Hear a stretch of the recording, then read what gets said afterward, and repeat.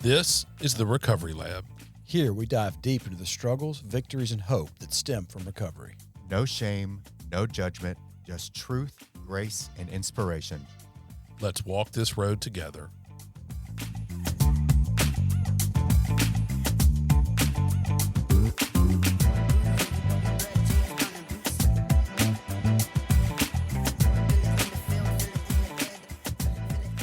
All right. Welcome back. Episode 117, Recovery Lab. I'm David Sugg. I'm Daniel Anderson. And we are here with Don Horn. Super pumped to have you on there. I meet some people sometimes that I'm happy to meet and I like what they have to say, but then I meet some people that really light up a room when they come in. I just enjoy everything. And you're one of those guys. You're one of those people. It's like, here comes Don. Let's have a little fun. I really appreciate you being around. I appreciate you coming on the show. I think we got some really cool stuff to talk about. Thanks a lot. How's your summer been so far, man? Oh, very good. Very hot, but Yeah. very good. What you been up to? Working a little, going to a few meetings, playing a lot of golf, and staying sober. Is your work just your TikTok studio? Because what have you got? Like how many followers? How many likes? I mean, we're talking millions of reactions, 80,000. I mean, it's a big deal. So is this just? Are you just going to work for that, or do you actually do some stuff there? It would seem so. Yeah. But no, I actually do some stuff. Now, people will argue with that, but no, and it is our little studio, but these things only take about 4 or 5 minutes and we're done, and we do it in a back hallway, and it's pretty fun, and it's not directed at anything. We just have fun with it, you know. And Laughter's good medicine. yeah, man. it's the best Yeah. medicine. It is. So tell me, where are you originally from? I'm from this area. Okay. Born and raised in the Jackson metro area. Haven't moved away for any length of time. I was in the military for a while and got to spend a few months here and there, the Middle East, Japan. But this is home. Always has been, always will be. Well, we're glad you hung around, man. You Yeah. got a lot of good stuff to offer. I got to know though, is the TikTok stuff, is that a cover for some grief and some serious stress that you deal with in the ICU? Is it just like, have you got to do something to keep levity up? Have you got to do something to keep some smiles up because the job is stressful? Or are you just that gregarious and happy to be there? No, it's just good fun. Yeah. No, has really no. It's nothing like that. It's just an idea will pop into my producer's head. Can we get a pan of the sweet producer who's here, making sure we don't do anything silly? Well, let me pull it down here. There we go. Hey, Mia. Yeah. She's over here with a water gun in case we just Everybody behave today. No, it really is. You know, she'll have an idea and she'll go, "Come here, stand here, say this, walk this way, turn your head this way," and then boom, it's done. That's awesome. And then she puts it out there, and I don't do TikTok or Facebook or any of that stuff. My wife does, but then somebody will come back and go, "Man, did you see how many followers you had?" I said, "I hadn't even seen the TikTok." Yeah. You know, so. So my wife and I got on the other night and just we sat there. We normally watch The Office while we're eating dinner. We just sat there and watched like 35 minutes worth of this stuff, just going through. It was hilarious. A lot of it's really, really funny. It was just really, really had fun. So I'm glad you're doing it. Yeah. So we talked a little before the camera's on. I think March 20th, 2017. Yeah. And you were telling me a little bit about what January and February was like. You want to tell everybody else what that was like? Yeah, those were pretty dark months, and not just because the days were short, but my drinking had spiraled out of control, and my wife asked me to leave the house. So I was out of the house mid-February, and which at the time I was so delusional, I was thinking that's where I wanted to be. I wanted everybody to leave me alone. My wife and I were talking about getting a divorce. And that's where we were up until, a few weeks later when, boom, reality tapped me on the shoulder. And it became clear that if I kept going this way, I was going to die a lonely old man, And I just didn't want that. Yeah. So that's when I started calling around, looking for help. What'd you find? Huh? What'd you find? I found my old sponsor who I'd ran into and met a couple of years before in I guess you could call it a failed attempt. It really wasn't even an attempt. It was just, I'll go to AA, prove to everybody I could Get quit off my drinking back, for a little. y'all. Yeah. Quit drinking for a little while, and I proved to myself then that I wasn't an alcoholic because I did not believe alcoholics could stop drinking for 3 months. Yeah. And but I'm here to tell you, they can. Yeah. And but I went back, and of course it got progressively worse, just like we learned in AA. And it's got to a point where my wife and I couldn't live with each other. She couldn't live with me. I didn't want to live without drinking, and those two things were like oil and water. And but luckily, it was tough love, and I didn't even know it was happening, But she stuck by me. She wouldn't let me back in the house anytime soon, but she stuck by me. Yeah. And went to outpatient rehab for 12 weeks. Okay. Hooked up with my old sponsor before that, and then things started happening, Did you learn a lot during that 12-week period, or was it just kind of just going through some motions, or a little of both, or what? I learned a little bit about the science of alcoholism and addiction. With your medical background, did some things start to click? Yeah. Yeah. And, I think it was Father Martin. Mhm. We saw a film on him, Yeah. and he really had a handle on it. He knew what was going on. But as far as reconnecting with the God of my choice and understanding and actually connecting with people, no, I got all that from AA. It was a good dry out period. Yeah. Because I was held accountable. I would go and, if my color was orange, then I'd have to go pee in a cup that night of, rehab. Mm-hmm. And you never know when that was going to happen. Like one week I did it 3 times in a row. Then I went like 2.5 weeks without having to do it. So you never really know. So you had to, if you were in there and didn't want to waste your money, I guess, or your insurance, Yeah. you need to stay clean. But after a few weeks, I wanted to. Mm-hmm. Didn't know why. I knew I needed to prior to that. But I don't know when the big light bulb came on that said, hey, man, I want this for me. And I started catching glimpses of how I didn't need it. Mm-hmm. And that how I was changing emotionally, instead of big, high, and deep wavelengths, it started steadying out some, and I really liked that. So, I kept on, and here I am. And I could go on and on about how grateful I am and what a different life I have. And hopefully I'm making a big difference in the people around me too. Yeah. That the ones I love, that I can be counted on, that I'm not just the drunk over in the corner. Don't call him after 9 o'clock at night. He won't be able to understand him on the phone, that kind of thing. So that's, Were you enrolled in like an EAP for nurses? Were you in a nursing program? No. They didn't know. no. This was strictly voluntary. Okay. Now, I did inform my boss at the time that I said, hey, here's what I'm planning on doing. Basically it was like, I drink too much. Yep. I think I'm an alcoholic. I'm going to go to outpatient rehab. I'm going to start going to AA a lot. And I said, big thing was, it will not interfere with my work hours. Mm-hmm. And she was like, good. Do it. Do it. And because, as far as work goes, I was still somewhat functional. Mm-hmm. I mean, I made it to work every day, did my job, did it okay.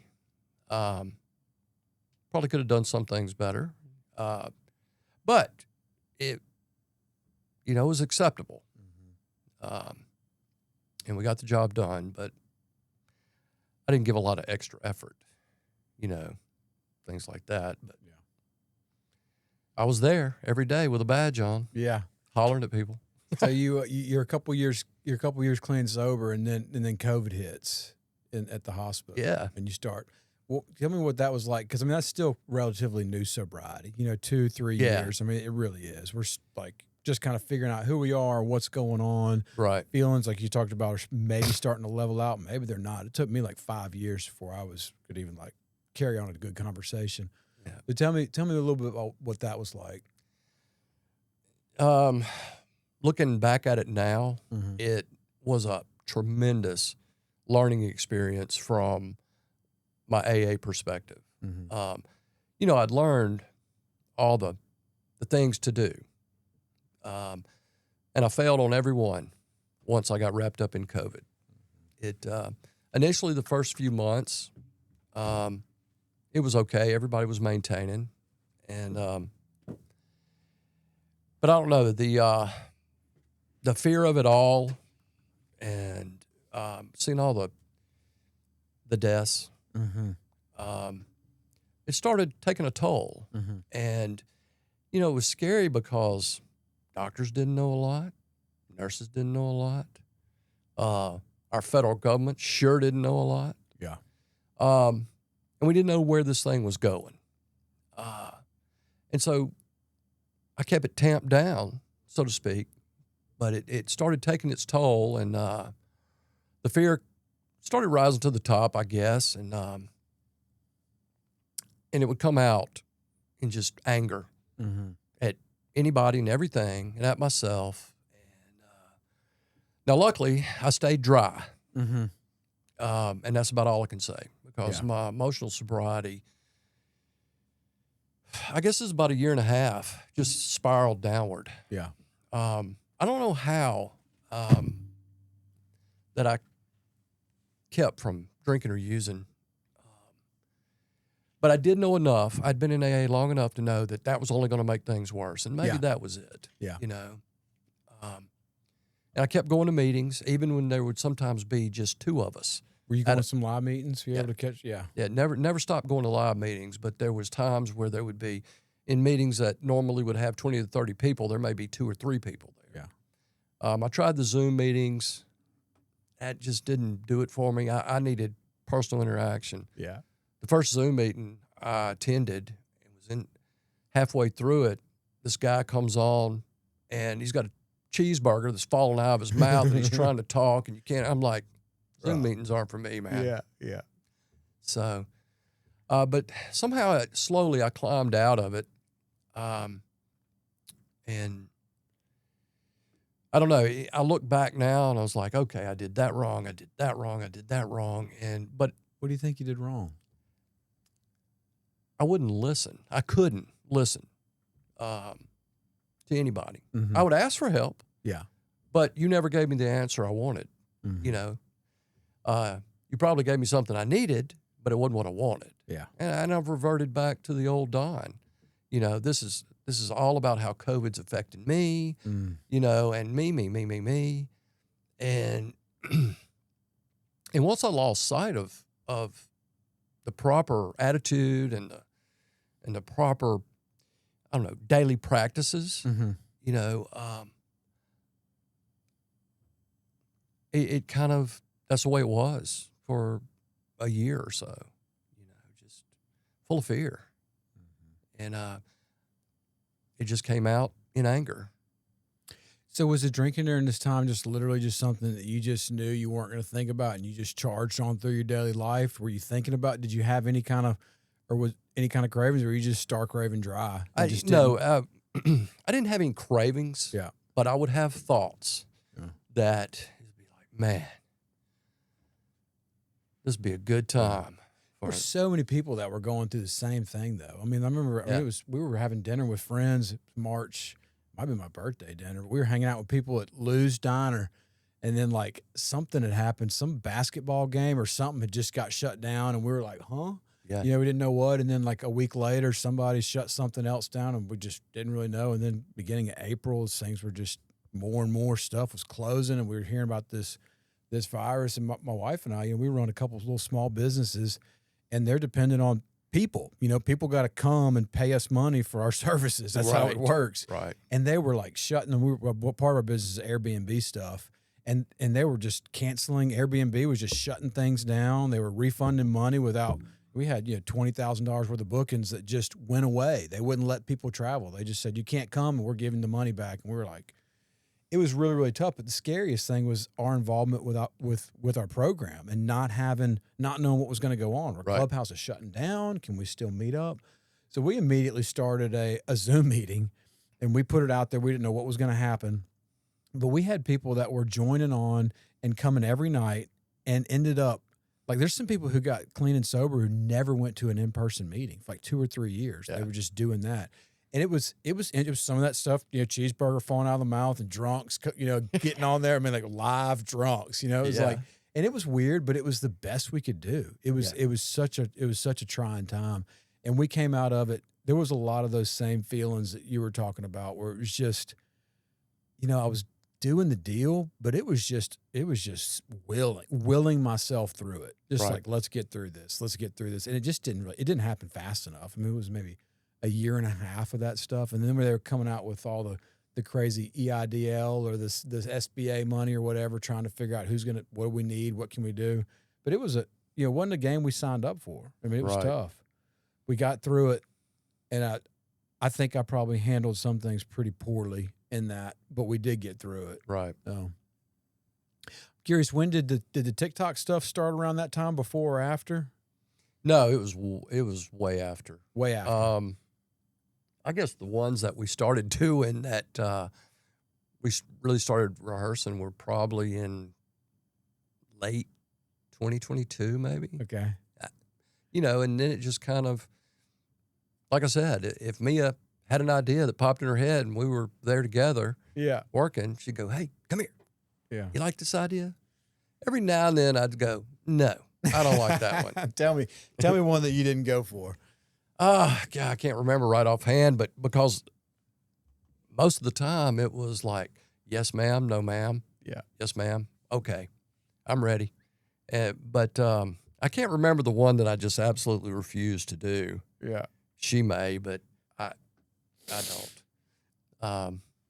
But like I said, it's just, there's nothing, no underlying meanings to it. There's no way to, it's just, we just have fun doing it, Yeah. And from time to time, it got us a little merch. We got a couple of pairs of tennis shoes. We got, we received some scrubs one time. Yeah.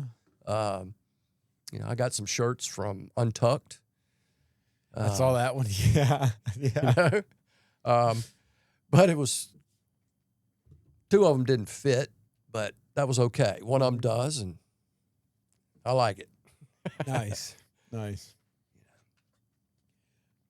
Whenever you're doing them, there's a saying and so the club that we're both in, Rule 62, don't take ourselves so seriously. Are there times where you're just like, look, I'm just not going to take myself so seriously. I'm just going to jump into this thing, or does that happen naturally for you? Or are you just No, I tend to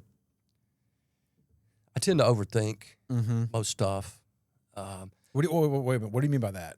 What do you overthink? Yeah. That exactly. Yeah. But no, Mia will just have an idea, and I'm like, well, what if I do this, and what if and she goes, just do what I'm asking you to do. We don't need to do it. I was like, yeah, you're right. Good job. No, I lost my train of thought now, kind of like I am in a meeting. Yeah. Yeah. So tell me, what are some of the good things you've been into since 2022, since kind of getting out of the dark spot, and what now with this full recovery life kind of looks like?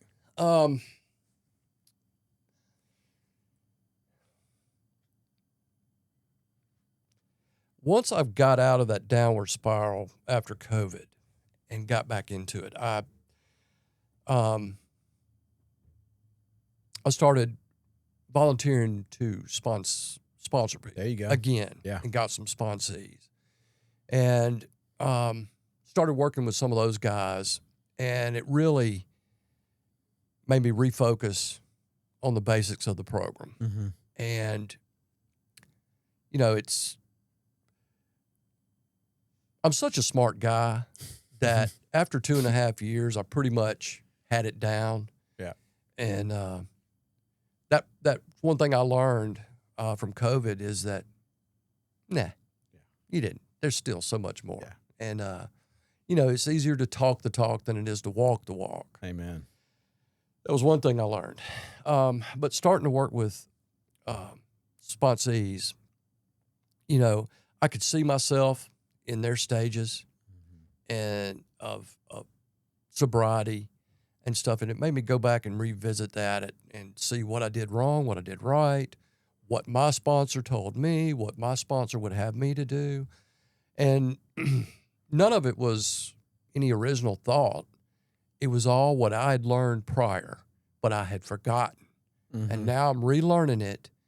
And, you know, I think that helped get me back on the right track because, you know, it really is about being willing to help others. Mm-hmm. Just do what you did. You know, I like to think that sometimes in meetings and stuff or when I'm talking to people, I come up with these poignant little things or these epiphanies that, People said, would you sign my book? What you said, would you write that and sign Yeah, my book? yeah. That was amazing. Like nobody's ever done that. Yeah. So it's like, but no, most of the stuff that I get and that I regurgitate out and stuff, somebody at some point said it before me or said it to me. Mm-hmm. And, you know, and that's the way I think this program's supposed to work, especially AA. It Was just has to go down the line. 100%. Was there ever a time where, like, working with another alcoholic for me, it's like that is the magic ticket. Like, that is the way for me to get out. Can you recall, like, a certain time when you were kind of low in early sobriety or whenever, where, you know, a sponsee gave you a call, came in clutch at the exact right time, and it actually really helped you to continue on with your day? Was there anything has that ever happened to you with a sponsor-sponsee relationship? Yes. Specifically remember a gentleman I was working with, he was struggling with what he felt about God. And, you know, he was mad at God for all these bad things happening to him. He blamed God for a lot of the things that he did. And he also had this woe is me kind of attitude, like God doesn't even want me around. He knows I hate him, and he hates me. Wow. And I was like, well, I just don't know if this AA thing's going to work until you get some of that sorted out. Yeah, yeah. And took him a while, but he did, you know, and he would ask me, man, what do I do about this pertaining to God? And I was like, that's one thing I cannot tell you how to do. You know, you have to figure that one out on your own, how you feel about God. But what it made me do, it made me rethink where I stood with God and what I felt about the God of my understanding. And that really got me to a different place after that. And, you know, that was one of the things that I was missing during that low point during COVID was that even though I do my daily prayers and stuff, I wasn't sincere with it. I had gotten back to those old foxhole prayers. Mm-hmm. You know, God, get me through this day. God, Yeah. not Yeah. God, what can I do for a fellow man who's still suffering? Yeah. And just completely, all that went, because, you know, COVID was real life. AA was, you know, it was just something I did to keep me from drinking. Yeah. And I learned then, after, looking back, once again, I looked back and I was like, if I could have used this as a guide for living, like I try to now, that I could have gotten through that period a little bit easier. But, you know, the old saying, we don't know. we don't know what we don't know, and it takes what it takes. Yeah. But I think now I'm right where I'm supposed to be, and I think I needed to go through that to help me grow. And so now I just kind of scratch my head and wonder, okay, what do I have to go through next to grow some more. Yeah. You know, but there'll always be trials and tribulations. In fact, it was great because last year I lost my brother in August of this year. It'll be 1 year to cancer. He had a year-long struggle with cancer. And early on, you know, there was a lot of fear. Yeah. And after about 3 or 4 months, the writing was on the wall. And that's one case where being knowledgeable of medical stuff was kind of a downer. Not cool. Yeah. Because he would have me explain reports from the doctor. And but we fought it hard. And I told myself early on that I said, this is not about me. This is about helping him get through this or get to the end as good as we can get there. And I really think if I had not have gone through that crap with COVID and made so many mistakes with myself, that I would not have been as good a servant to him as I was. And I'm not patting myself on the back, but I leaned on this program and people in it, and it got me through it. And it was good. We lost him on August the 16th of last year. What was his name? Mickey. Little brother? Big brother. Big brother. Big brother. Oh, man. But that whole year, we had a chance to reconnect. If I was in town, I would spend an hour or two with him every day, going over his medicines or whatever. In fact, he fired his home health nurse 2 weeks Hired after you? she started. And she's like, I don't need you. Yeah. I've got this guy, and he's free. Yeah. So, and but that was great. We reconnected. Reconnected with his kids, that just because of life, people go their separate ways, and we're still close now. So there was a lot of good that came out of that sad situation. It really, you know, and like I said, I'm glad I handled it better this time, but it was the program that I was leaning on, and like I said, the people in it who were a lot of strength for me. Because I had to be strong for him, you know. I couldn't let him see me sweat, so to speak, you know. But it's all good. And, you know, that just one more thing that makes me so grateful to be a part of AA and be in recovery. Yeah. I mean, hard times used to just crush me. Hard times just used to make me run to the bar, run out. I mean, I couldn't tolerate them. I had to escape. And now, like, getting through them, I might not be looking like I'm doing a good job, but I get through them. I do it the best I can. And then I come out of it, and it's like I have the situations where I'm standing on that stuff. I'm able to really learn from it. Like, you know what? I went through that dark time where it seemed like it was never going to end, and now I'm able to emotionally handle this in a different way or show up for somebody that I never would have showed up for before. I mean, none of my growth has happened on winning streaks. It's always happened on just like darkness and hard stuff. It's in a weird way. Like I don't welcome the pain. I don't want to see anybody go through that stuff. I don't want to go through COVID again. I don't want to have these things happen. Right. But I also know that if I can just do the best that I can do and get through it, I'm going to get something out of it. I'm going to be able to help more people. Right. Whereas if I make it about me, I mean, I'll go right back to, you know, family wants me out of the house, doesn't want me around because I make it all about me. And that self-pity and that hurt and that frustration, they just can't stand to be around me. Right. It's amazing how the hard stuff builds and just kind of lets us be available. And then these other things seem so small. Right. Glad you're able to get to spend that time with them. Yeah, really. It was great. It was really great. I look back on it, I don't have any regrets as far as our time spent together.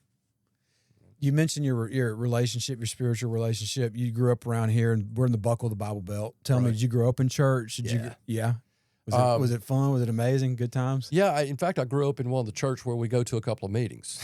Yeah. And then, of course, college and early adulthood, kind of got away from it for a while. Yeah. Got back into it when my daughter was small. And now I'm back into it. Yeah. You know. And especially now that I'm sober and I pay attention to AA and the stuff I'm learning in there, and now I'm sober enough to sit in the pew and listen to the stuff I'm hearing in there. It jives, man. Mm-hmm. It jives, you know, and especially with the God that I know and understand. Yeah. You know, it really does. They enhance each other, and I'm really grateful for that. That gotten back into church, and it's just another way to get out of yourself and put yourself out there for others. You know, my wife and I are on a different committee. We volunteer to help deliver meals to the shut-ins from time to time. You know, and that's always cool. Get to see where people live and. Yeah. Hey, let me peek in your house. Yeah. We'll be right back, ladies and gentlemen.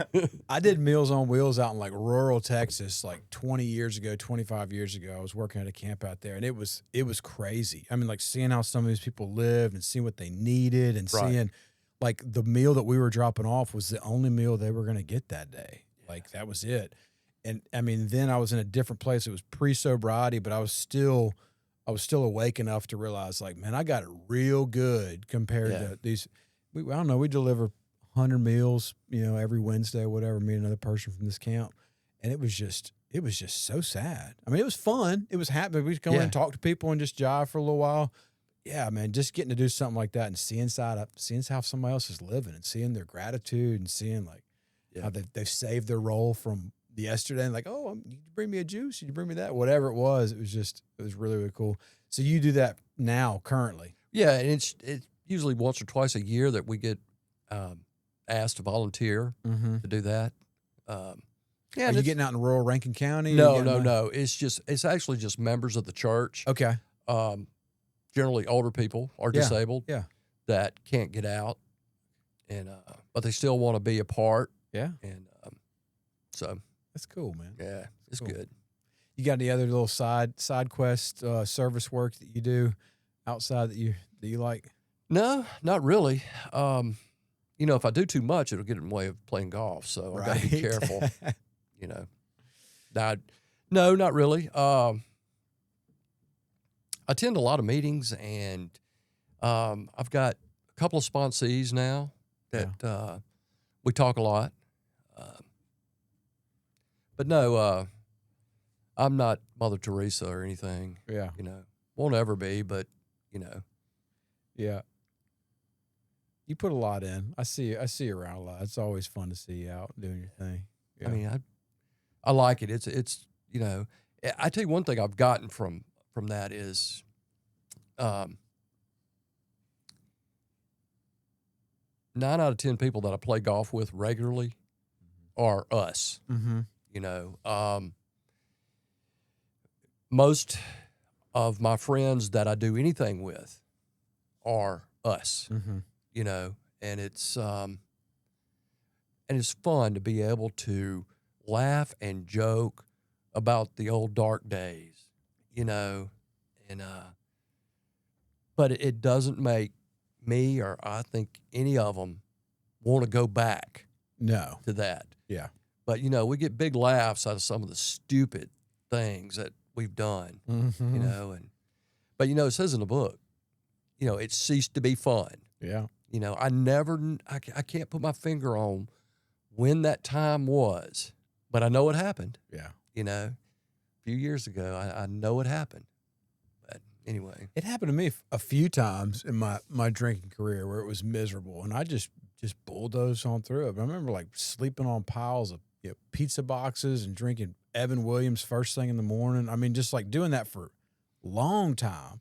My dad died, and like, you know, we got a little bit of money, and it just ruined me even more. I mean, I just went on this roaring bender for like a year.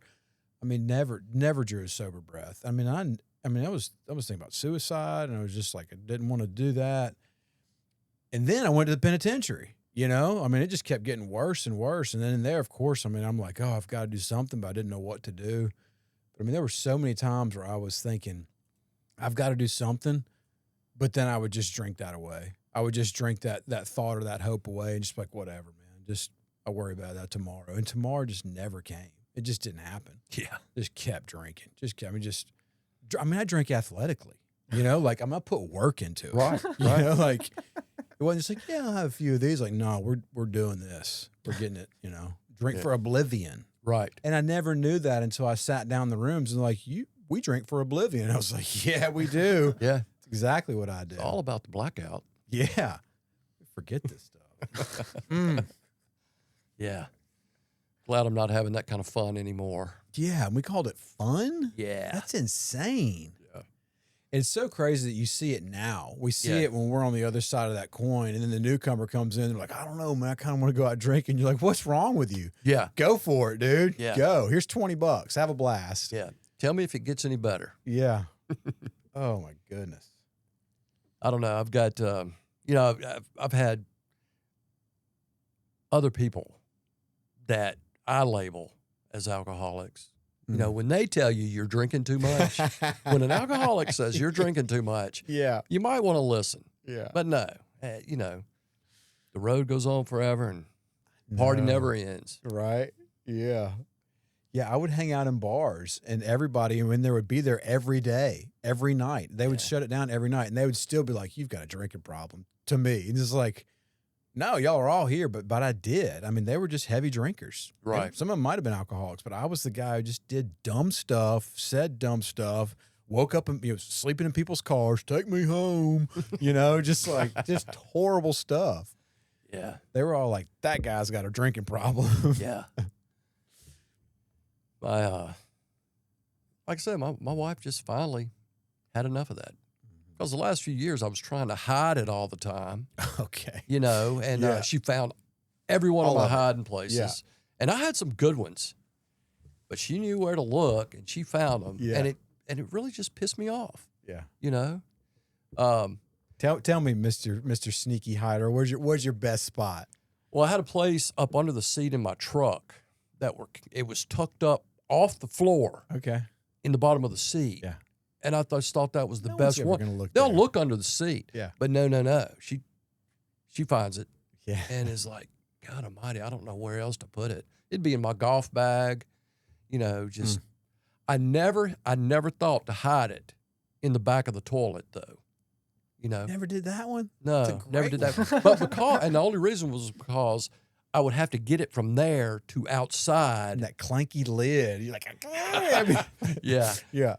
No, but so I would have to drink like on the way home and drink fast, and then come home and have to act sober. And that used to just really Drag. That's such a drag. Yeah, it was a buzzkill. Yeah. And then it would make me angry. Yeah. And so I would pick arguments, So we could leave and go do some more. and Yeah. and finally, after this pattern went on for I don't know how long, enough was enough. Yeah.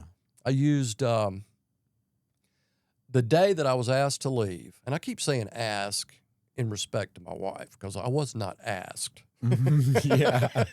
It's not an option. But anyway, Yeah. I used the death of an old high school chum as an excuse to get drunk. And so I came home and wasn't hiding that I was drunk. And she's, are you drunk? And I'm like, yeah. Yeah. And that was it. That was February of the year I got sober. And I really couldn't really understand. I was like, why couldn't I get drunk to grieve over my buddy who actually died from effects of, not directly, but It was sped liver up ca- by. yeah. Yeah. it was brought on by the damage we'd done in our early days. Yeah. So just, Can I have a few drinks over this one? Yeah. sitting here just thinking, God, we were stupid. Yeah. And the excuses we made they sound so ridiculous to normal people, don't they? Mm-hmm. They do to me right now, and I'm not even normal yet. Right. Yeah. Yeah. My dad passed. I showed up. I mean, it was like fear and loathing in Las Vegas. I mean, I was spun, dude. I was spun so hard, and I was completely useless. It was looking back on it now. I was like, that was probably one of the biggest fails. I mean, I've messed a bunch of stuff up, but like not being there for the family, not being there, like making it all about me, just being so sketch and so all over. It was so bad. It was so bad. And I used it all as an excuse to just tie one off, man. I Right. mean, I went so hard. And then right after that, nobody in my family would have anything to do with me because it was so just such a poor performance. It was so bad. Yeah. We take these things and we use them as a license or a ticket to go do what we want to do. And yeah, there is some grief. There's some things I didn't know how to deal with the stuff. Right. But still, it's just so looking back on it. I mean, that's embarrassing stuff. Yeah. I had a sister's wedding one time and did the same thing. This was supposed to be a joyous occasion. This was supposed to be like, hey, we're celebrating. I did the same thing, just like, what is wrong with this dude? So, the bar, they'll kind of whisper and laugh, but you go to a bunch of family events where nobody's drinking and they're just like, I mean, they're terrified. It's like, what is wrong with this guy? So being able to suit up and show up and be fully present is like, man, I relished that. I love it now. Like being able to sit down. My mom, she's 76 years old. She's still teaching, and Rachel and I go down there at least once a month or once every month and just help around the house and hang out and do something. Right. It's like getting to do that and not hitting her up for money, not asking her for anything, not acting an idiot. I mean, sometimes we leave and she's like kind of surprised. Like, that just happened. It's so cool to be able to do that. I never Yeah. came close to that. I mean, I couldn't leave without, Mom, can I get a little of this? Can I get that? Or her just throwing me out, Right. and now to have it completely change, it's a different universe. It It really, really is. is. So cool. What are you most looking forward to this year? Tough question. I guess I want it to cool off Oh, soon. okay. That's one of my immediate needs. Yeah. I don't know. I don't know. I'm really I try not to look too far ahead because I do that, and I ended up getting wrapped up in when stuff doesn't happen that I wanted to happen. I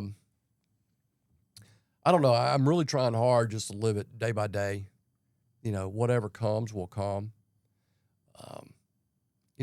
Got some projects that I've got to do around the house that I'm not really looking forward to. Yeah. But Your wife's looking forward to having them done? yeah. Yeah. Happy wife, happy life, bro. And so I've been putting them off for quite a while. In fact, the last couple of days, I've had good excuses not to get started on them. Yeah. But other than that, it's just living life. Man. Yeah. Just living life. So you're still going to the hospital. You're still working some. You're partially retired? Yeah, 2 or 3 times a month. Okay. Very, very, very part-time. Is your wife retired? No, she's full-time Okay. at the same hospital. Okay. Cool. Yeah. Have y'all got plans of what y'all want real retired life to look like? Have y'all got a bucket list? Well, honestly, and I may get in trouble for saying this, I'm kind of scared. She's got 5 or 6 more years before she retires. And those quiet afternoons in the air conditioning with the dogs, everybody's just chilling. When she comes home, many days those won't happen. Yeah. Because she's more of a go-getter than I am. I'm basically a lazy person, David. I really am. and I thrive Yes, you do. being lazy. Yeah. But my wife And is you're in trouble. Just let me go ahead and just take the pen out of that one. Yeah, you're in trouble. But it's okay. It's all But right. my wife It's is anything but lazy. Yeah. And but the thing is, when she gets busy, she wants me to be busy too. yeah. And so anyway, that's what 5 or 6 years is going to look like Yeah. if we're still together then after this podcast. yeah. Oh, you don't want me to retire. You don't want me to come home. I make you work, huh? Oh, yeah. My wife's got me doing a bunch of honeydews. I've been working on some other projects around different stuff. Some of those are wrapping up. And she's like, all right, we got to get to it. Anyway, she had me pressure wash for 2 days. And she came out and said, oh, it looks so clean, but now it's got to be painted.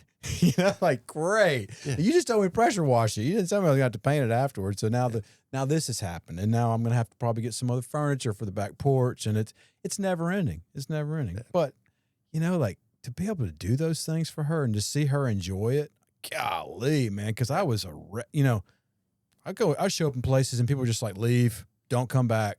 You're not welcome here. And to be able to do something where I'm creating a space where she's happy to be. I mean, dude, that's mind boggling. That's crazy. that's gifts that this program gives us Mm-hmm. that I'm just now starting to. Now, all these projects, like I mentioned, they're needed. Mm-hmm. They're not just something she dreamed up. I'll give her that. They are needed. But the bad thing is that she's brought it to our attention now. Yeah. And it's like, yeah, I know they need doing. It's like in the program. It's like once you know, you're responsible. You That's don't get to right. blow it off anymore. That's if we right. didn't know, you just plead ignorance. Like, Right. I didn't know about that, but now we know. It's like, well, it's on your ticket, dude. Yeah. You got to do it. That's right. That's right. You know, it's nothing real bad once I get started. My thing is just getting started. Isn't it? Yeah. Yeah. You know, I'll look at it for a day or two and then go, huh, okay, all right, Yeah. I'll do it. You Yeah. know? Isn't that so much of life though? Just momentum and just getting Yeah. off go. Like just go. Just Yeah. start doing something. I mean, that's what it was like with my program. I mean, I did not, when I came out of the penitentiary, I did not want to do any of this. But it was just, I mean, I had this, I mean, the deck was stacked against me. If I didn't figure out a way to get sober, I was going to spend the rest of my life incarcerated somewhere. And I was like, I got to do something. But I mean, I was sullen. I didn't want to talk. I didn't want to be around all you bright, shiny people. Like, yay! I didn't want to do it. And I kept doing it. I showed up, and got a little bit of momentum. And then every now and then I found like, what's that feeling? It's like, oh, I'm smiling. Yeah. Like, oh, and it would happen quick and it would go away super fast, but it was happening. It was the first time in years that I was laughing. It was the first time in years I was looking people in the eye and not wondering like, are they going to get me? You know, am I doing Right. something wrong? And I got hooked on that. I mean, I got that became my thing. And it took a while, but after about a year, it was like, I want to go. I want to be around these people. I want to see them because I had never, ever had that before. Like real connection with people that really just were there to support and love me just because I was somebody who was there. Yeah. I didn't have to do anything, say anything, make anything up. But just getting started is so much. I mean, that's just the biggest thing, just doing it. I don't know. I'm lucky to have a great support system, Mm-hmm. you know, and my wife and I talked early on about, you know, what AA is and what's it gonna look like down the road and everything. And like, well, honey, they say it's for a lifetime. And we agreed early on that AA was going to have to be a priority. Yeah.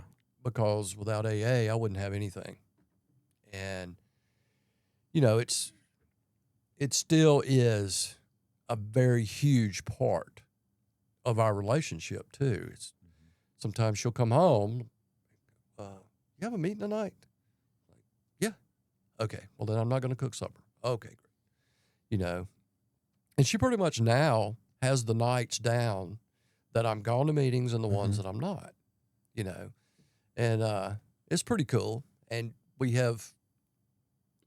our life just works around a lot of that stuff, you know, because it's needed for us. Yeah. And it's wanted a lot by me and needed, but still, you know, I'm the kind of person where it doesn't matter if I need it or not. If I don't want it, a lot of times I won't do anything about it. But I've had enough grace shed on me to know that, hey, dude, you're grateful to be able to go to that meeting, so go to that meeting. Yeah. You know? Get to get to Yeah. do it. Do you find like being married, do you find at times you're running across kind of emotional booby traps or emotional bombs and you're able to sidestep it and you're like, I nailed it. Like I did that good. No. It'll come. But Stick I with it. get to, because my wife sets really, really good ones. Yeah. You know, to where there's no escape. You know, I walk right into a trap where there's no turning around, there's no turning left or right, and it's like you're caught. You're there, and she has fun with me when she does that. You know, but yeah, you know, I can tell you what I don't do anymore. I don't set myself up. You know, and I can't think of any specifics, but I used to set myself up for failure when it came to that. You know, saying the wrong things, doing the wrong things, and thinking it was okay, or thinking it was super smart to come out with that line right Let me there. lob this one over there. Yeah, I'm going to show her. You know, and that head just turns on the couch. Yeah. And it's like, what did you just say? Oh, but I don't do that as much. I can still put my foot in my mouth Progress, with the not best. perfection. Progress. Very good. Yeah. Thank goodness. My wife and I, this December will be 8 years. And it was about 8 years sober whenever we got married, and now it's been 8 years we've been married. And dude, it's been tough. It's been tough. I've learned a lot, but like the biggest is, restraint of pen and tongue. I mean, I used to have to we need to fix this, right? We need to get to the bottom of this right now. And she's just, A, that's not really probably how things are done, but B, that's just not how she operates. She wants to do things in a very calm manner whenever she's ready. And I just couldn't understand that. I was like, nope, we got to do it right now. But I tell you, the one that really gets her, if I ask her to calm down, I might as well just wrecked her car and not told her about it. I mean, in fact, one day I'm walking through the house and she's talking to somebody in our sober living business, and I hear her say, "You are not going to talk to me like that." And I'm like, whoa, I wonder what they said. So anyways, after the call, I was like, what were they saying to you? Was it F-bomb? Was it a B-bomb? What was it? No, she told me to calm down. I was like, oh, okay. So this is a universal thing. This isn't just about me. Yeah. Doesn't want to hear it. You tell her, because she's super cool, man. Got probably 40 beats a minute heart rate. She's all good. And you tell her to calm down. She's like, I stay calm. You're getting me riled up. So but I've learned those things. A, I don't say that. And B, just let her take her time.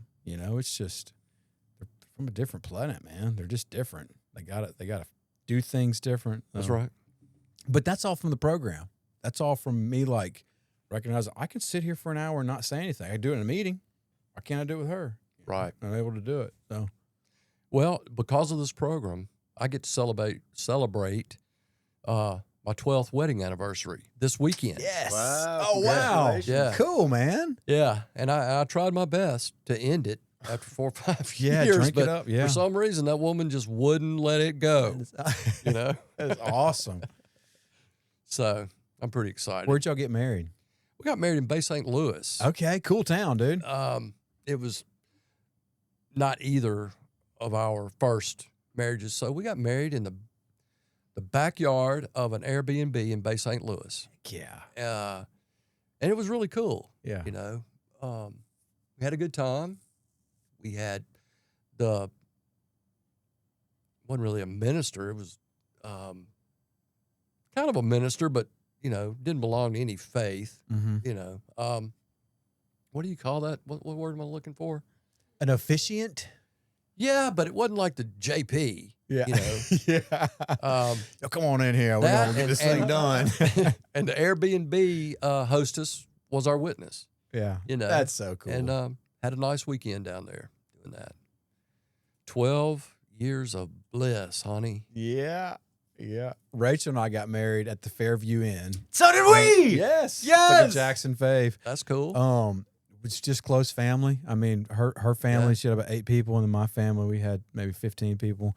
It was during Christmas. It was a couple days after Christmas. The place was decorated, but it was small. It was quiet. Yeah. We had a lot of fun. It was just a lot.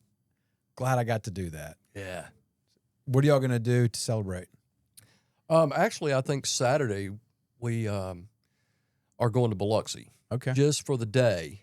Actually, because the TV I mentioned to you, Eesh. we can't find a way to get it returned online. Oh, you get to because drive it down? We're going to drive it down to Keesler to the base Here's your exchange. broke TV, y'all. Yeah. Yeah.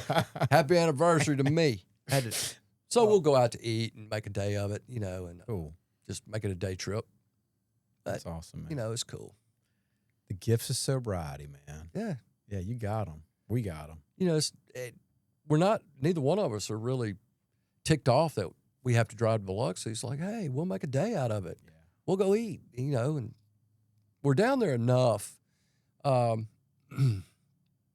where we know a good many good restaurants down on the coast. And so it's no big deal. We'll go, we'll celebrate our anniversary, go out to eat somewhere down there Yeah. after we unload the broken TV, Mm-hmm.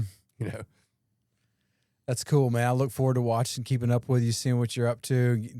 Just getting to share space with you is always fun, man. Whether it's in a meeting or out in public or whatever, and getting to have you in the studio has just been awesome. I'm super excited. Now we're going to get to watch some more TikTok videos because they really are. Seeing my buddy out there doing those is just it's just fun, man. It is fun. It really is. Yeah. You know, I hope that just keeps. I hope you keep having fun doing that. That's well, what thank you for having me today. It's been a pleasure. Awesome. You know, Thank I've you for enjoyed coming it. on. We can't do this without guests like you. So really, I appreciate you coming on. If you guys enjoyed this podcast, please like, share it with your community. Message us on Facebook. We got a website. This is recoverylab.com. We are eager to hear from y'all. And thank you, Don, so much for coming on. Thank and Mia for keeping us in the ditches. All right. That's all we got. Thanks, guys. Thanks.